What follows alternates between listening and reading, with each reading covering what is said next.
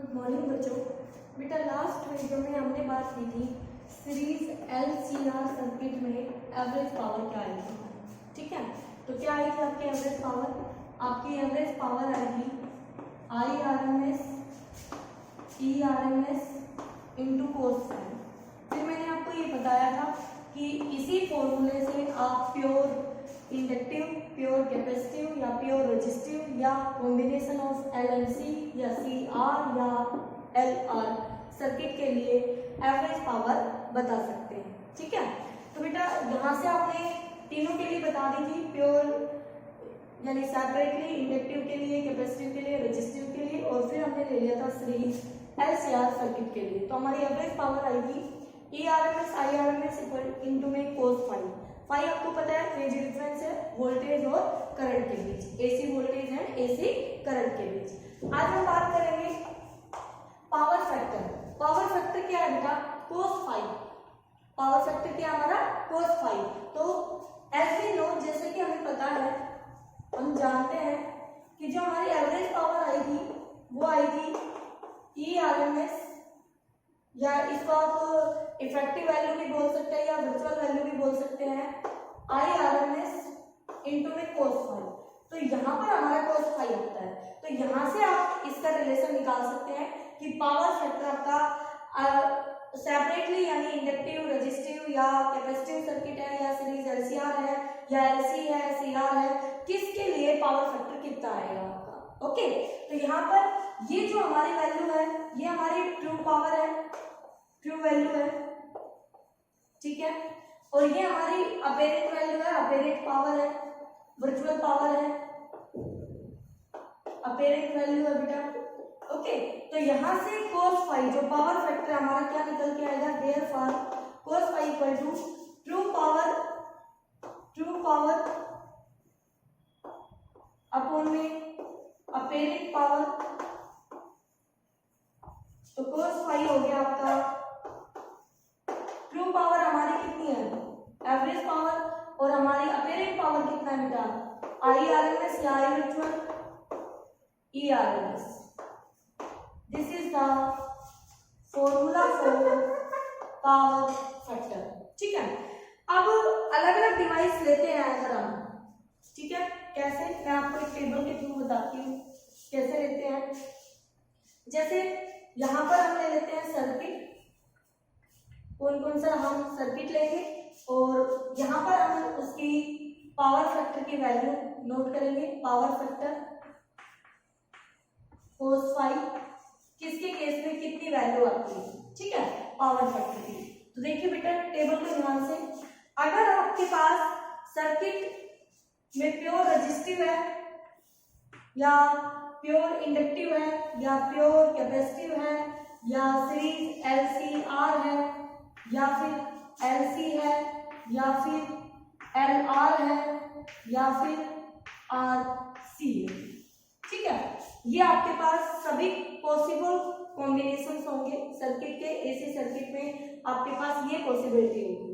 सबसे पहले अब cos फाई का एक रिलेशन और आपने पढ़ा है इम्पीडेंस ट्रायंगल से, अगर आपको ध्यान हो तो यहाँ से इजी होगी आपको ये वैल्यू लिखनी।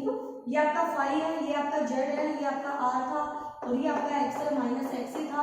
तो यहाँ से cos फाई की वैल्यू निकल के आई थी हमारे पास R अपॉन Z, और Z क्या होता है हमारा, Z था हमारा under the root R square plus XL minus XC का होल स्क्वायर। ठीक है बेटा, तो साथ के साथ माइंड में आप ये फॉर्मूला भी रखें ताकि अब आप वैल्यू लिखने वाले हैं फटाफट से, तो आपको ये वैल्यू सारी इजीली आप लिख पाएंगे।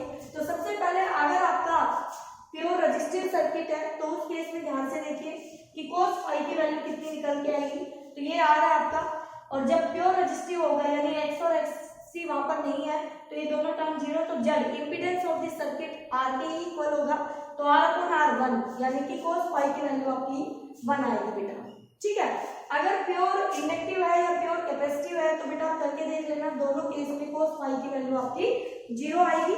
ठीक है, और उसके बाद LCR सर्किट में, तो मैं LCR सर्किट के लिए cos phi R by Z आया था, तो मैं यही लिख सकती हूँ यहाँ पर, तो ये मेरा आर बाई जेड निकल के आएगा, वो डिपेंड करेगा कि आर कितना है जेड कितना है, तो कोई फिक्स वैल्यू नहीं है, तो इन दोनों के रेशियो से cos फाई निकल के आएगा। ठीक है, उसके बाद एलसी सर्किट में अगर हम बात करें कि एल और सी है तो उस केस में आपका 0 आएगा cos फाई की वैल्यू। ठीक है, लेकिन एल आर और आर सी है, यानी जहां पर आर सी और एल के साथ कंबाइन हो रहा है तो वहां पर पॉसिबिलिटी ये है कि cos फाई की वैल्यू 1 भी हो सकती है, 0 भी हो सकती है। क्यों? अगर वो एल इंडक्टिव की तरह हो बिहेव करे या आर की तरह बिहेव करे तो डिपेंड करेगा। तो बिटवीन लाई करेगी value between 0 and 1, same here between 0 and 1। Okay बेटा, तो ये टेबल जो है आपकी न्यूमेरिकल पॉइंट ऑफ व्यू से बहुत ही इंपॉर्टेंट है, तो आप इसको फिर से समझ ले अच्छे से कि जब प्योर रेजिस्टिव सर्किट है हमारा 1 आएगा cos फाई। ओके, तो अगर आपको ये पता है हमारा सर्किट प्योर रेजिस्टिव है तो आपको पता है cos फाई 1 है, यानी फाई की वैल्यू कितनी होगी 0 होगी, तो आपका फेज डिफरेंस 0 है, यानी या तो आपको फाई पता है या फिर आपको cos फाई की वैल्यू पता है तो आप फाई बता सकते हैं। एक टर्म नॉन होगी तो दूसरी आप इजीली फाइंड आउट कर सकते हैं बेटा। ठीक है, उसके बाद एल और सी के केस में 0 0, एलसीआर में आर बाई जेड होगा, एल सी के कॉम्बिनेशन में 0 आएगा, अगेन एल आर के कॉम्बिनेशन में बिटवीन 0 एंड 1, आर सी के कॉम्बिनेशन में बिटवीन 0 एंड 1। ठीक है बेटा, अब है मोस्ट इंपोर्टेंट कंडीशन डिस्कस करने जा रहे हैं, रेजोनेंस कंडीशन, इलेक्ट्रिकल रेजोनेंस। तो ध्यान से समझना इलेक्ट्रिकल रेजोनेंस क्या है। इलेक्ट्रिकल रेजोनेंस देखिए,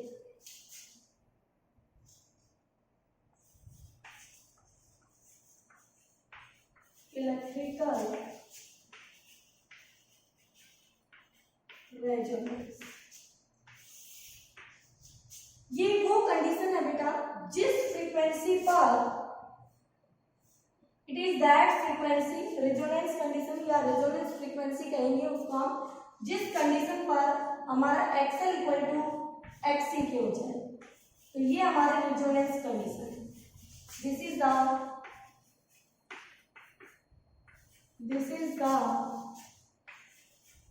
रेजोनेंस कंडीशन।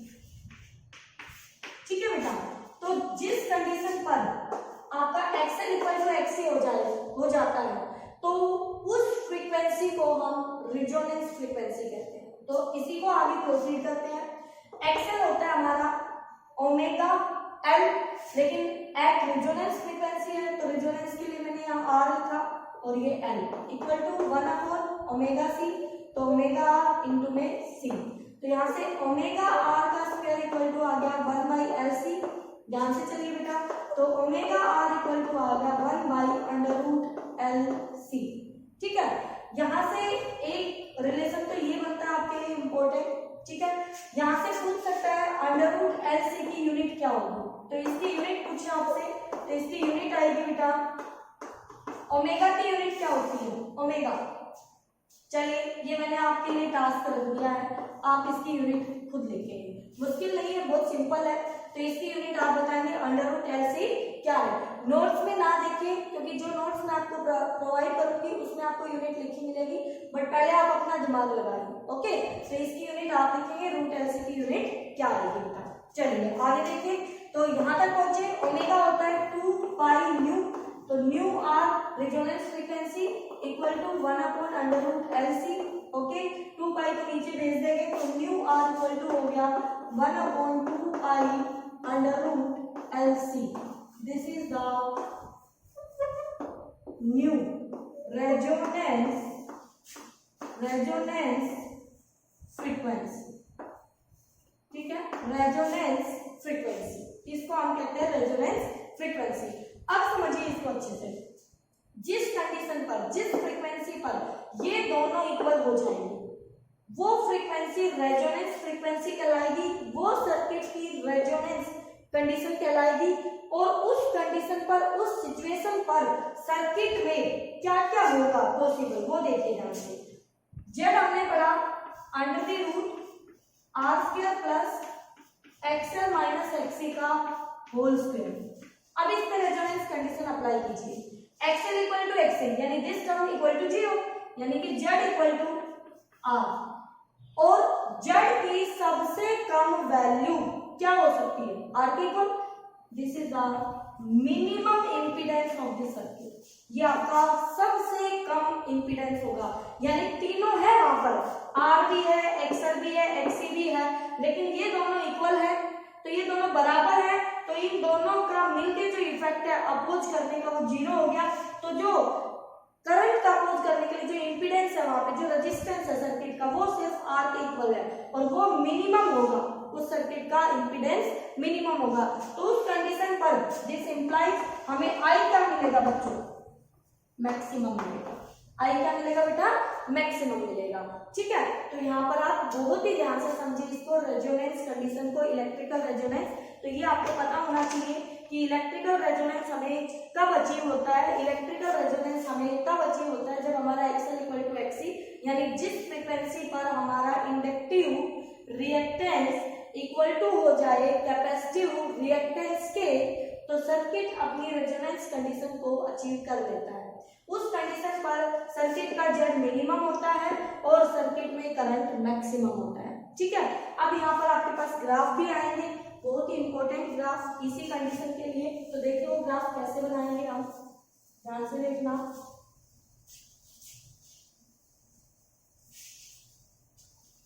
ग्राफ फ्रीक्वेंसी के साथ ठीक है तो देखिए ये हमारी फ्रीक्वेंसी है ये हमारा करंट है दूसरा ग्राफ ये फ्रीक्वेंसी है हमारी और ये हमारा इंपीडेंस है जेड चले बेटा तो करंट मान लीजिए यहाँ 0 से फ्रीक्वेंसी स्टार्ट हो रही है बढ़ रही है फ्रीक्वेंसी बढ़ती जा रही है ठीक है बहुत ही इंपॉर्टेंट कर्व में डिस्कस करने जा रही हूँ आपके साथ तो ध्यान से देखना है कर्व आपको कुछ इस तरह से मिलेंगे ऐसे अब इस कर्व को समझिए यहां पर ये जो वैल्यू है ये जो फ्रीक्वेंसी होगी इस फ्रीक्वेंसी पे करंट मैक्सिमम है दिस इज आई मैक्सिमम तो इस फ्रीक्वेंसी को हम कहेंगे रेजोनेंस फ्रीक्वेंसी ठीक है क्लियर है सबको अब इस फ्रीक्वेंसी से इधर फ्रीक्वेंसी लेस है nu less than nu R है इस फ्रीक्वेंसी के इस तरफ जाएंगे तो nu greater than nu R ठीक है बेटा तो ये बहुत ही इंपॉर्टेंट आपके लिए एक रिलेशन है करंट का न्यू के साथ अब मैं बताऊंगी आपको कि इस पर करंट मैक्सिमम हुआ इससे पहले कम फ्रीक्वेंसी थी तो भी आपका करंट कम था फिर फ्रीक्वेंसी ज्यादा थी तो भी आपका करंट घट रहा है कैसे घट रहा है इसमें इसका रोल है क्योंकि करंट आपका आई होता है वही पोटेंशियल ईएमएफ अपॉन जेड ठीक है तो ये तो सोर्स है ये तो फिक्स है आपका अब जेड का रोल देखना अब सुनिए ध्यान से यहां पर आर तो फ्रीक्वेंसी पे डिपेंड ही नहीं करता हमने पढ़ा था R depends on 0 power of frequency यानी इंडिपेंडेंट है उसके लेकिन एक्सएल और एक्सी डिपेंड करते हैं फ्रीक्वेंसी पर अब देखिए दोनों का फॉर्मूला देखते ध्यान से एक्सएल तो होता है omega L 2 pi new L यानी एक्सएल डायरेक्टली न्यू पे डिपेंड करता है ठीक है भाई ऐसे ही एक्सी आता है एक्सी होता है 1 बाई ओमेगा सी एक्सी आता है 1 बाई 2 पाई न्यू सी और एक्सी इनवर्सली आता है सी ठीक है भाई देखते हैं आगे देखिए जब हमारी फ्रीक्वेंसी कम होगी तो उस केस में एक्सएल कम होगा लेकिन कम फ्रीक्वेंसी पर न्यू कम फ्रीक्वेंसी पर एक्सी ज्यादा होगा यानी ये ज्यादा है ये डोमिनेट करेगा ये कम नहीं ये हार जाएगा तो किसकी चल रही है कम फ्रीक्वेंसी में कि भाई मैं ज्यादा हूं मैं अपनी चलाऊंगा कैपेसिटर की चल रही है किसकी चल रही है यानी सर्किट सी की तरह बिहेव करने लगेगा तो कम फ्रीक्वेंसी पर कौन आ जाएगा एक्सी तो लोअर फ्रीक्वेंसी की साइड इस पार्ट में कहीं भी आपको कोई पॉइंट शो कर दे ये एक पॉइंट ले लिया P ये एक पॉइंट ले लिया Q ये पॉइंट ले लिया R ठीक है और कहे इन तीनों पॉइंटों पे हमें हमें बताना है कि सर्किट किसकी तरह ट्रीट होगा। तो बच्चों कम फ्रीक्वेंसी में, जब फ्रीक्वेंसी कम थी तो एक्सएल तो कम था, कम फ्रीक्वेंसी कम एक्सएल, बट एक्ससी ज्यादा हो जाएगा। जितनी कम फ्रीक्वेंसी एक्ससी उतना ही ज्यादा, ये ज्यादा होगा तो बेटा डिफरेंस नेगेटिव आए पॉजिटिव आए स्क्वायर पॉजिटिव ही कर देगा उसको। तो वहां पे जेड की वैल्यू तो बढ़नी है ना, ठीक है। तो जेड तो बढ़ गया, जेड बढ़ गया तो जेड इंक्रीज कर गया तो आई डिक्रीज करेगा, यानी कम फ्रीक्वेंसी है तो आई हमारा कम आ रहा है, क्यों एक्ससी बढ़ गया, ठीक है। तो हमारा पी पॉइंट पे यानी इस पार्ट में जो सर्किट है वो सी की तरह रहेगा, अपने आप को किसकी तरह शो करेगा, सी की तरह। क्लियर है। इस कंडीशन पर आई मैक्सिमम पर एक्सएल इक्वल टू एक्ससी है, कोई झंझट ही नहीं है, जेड इक्वल टू आर है जो मिनिमम है, ठीक है। तो सर्किट किसकी तरह बिहेव करेगा, आर की तरह। किसकी तरह करेगा, आर की तरह। अब आ जाइए आर पर, इस पॉइंट पर आ जाइए। इस पॉइंट पर फ्रीक्वेंसी ज्यादा है, ज्यादा फ्रीक्वेंसी है तो एक्सएल भी ज्यादा है, लेकिन ज्यादा फ्रीक्वेंसी है तो एक्ससी कम है। अब कौन आ गया हावी होने के लिए, इंडक्टर आ गया। कौन आ गया, इंडक्टर। तो एक्सएल इंडक्टिव रिएक्टेंस, तो ये ज्यादा ये कम, तो स्क्वायर होने के बाद वो टर्म तो बढ़ी ही ना, ठीक है। तो बढ़ गई तो जेड फिर से बढ़ गया, तो जेड बढ़ गया। सबसे कम जेड हमें कब मिला था, जब हमारा X L equal to XC था, तो ये टर्म आपकी जीरो हो गई थी, तो जेड मिनिमम आ गया था आर के इक्वल। लेकिन कम फ्रीक्वेंसी पे भी जेड बढ़ जाता है, ज्यादा फ्रीक्वेंसी पे भी जेड बढ़ जाता है। कौन किस कंडीशन में कौन आता है उसको इंक्रीज करने के लिए, वही उस पार्ट में वो सर्किट उसकी तरह बिहेव करेगा। तो इसमें फ्रीक्वेंसी ज्यादा तो एक्सएल ज्यादा, यानी एल की तरह, तो एल की तरह बिहेव करेगा। बहुत ही इंपॉर्टेंट ग्राफ का बच्चों जो हमने अभी डिस्कस किया है, और ये जो एक्सप्लेनेशन आप देख रहे हैं ये आगे चल के कॉन्सेप्चुअल क्वेश्चन में आपको बहुत हेल्प करेगी, तो इसको आपको अच्छे से समझना है, ठीक है। अब बिल्कुल इसके अपोजिट जो कर्व बनेगी वो जेड की बनेगी फ्रीक्वेंसी के साथ। ध्यान रखना जेड जीरो नहीं करना है, क्योंकि न्यू फ्रीक्वेंसी पे जेड मिनिमम होता है, वो आर के इक्वल होता है। तो कर्व मेरी ऐसी आएगी इस तरह से। तो ये पॉइंट जो है जेड, देखिए यहाँ पे जेड ज्यादा है क्योंकि लोअर फ्रीक्वेंसी पे, दिस इज न्यू आर, कम frequency nu less than nu R, ज्यादा frequency nu greater than nu R. तो कम फ्रीक्वेंसी पे भी जेड बढ़ गया, ज्यादा फ्रीक्वेंसी पे भी जेड बढ़ गया। क्यों बढ़ गया अभी तो एक्सप्लेन किया, लेकिन न्यू आर रेजोनेंस फ्रीक्वेंसी पे एक्सएल इक्वल टू एक्ससी है, तो उस केस में आपका जो रेजिस्टेंस है सर्किट का वो आर है और वो जेड मिनिमम है, वो हमारा जेड मिनिमम है, ठीक है। तो ये उसकी मिनिमम वैल्यू होगी जेड की, जो हमें कब मिलेगी, जब हम रेजोनेंस कंडीशन को अचीव करेंगे तब मिलेगी, ठीक है। तो ये ग्राफ छोड़ने नहीं है, किसी भी हालत में नहीं छोड़ने हैं, बहुत ही इंपॉर्टेंट ग्राफ है, आपको इनको अच्छे से समझना है, ठीक है। ओके बेटा।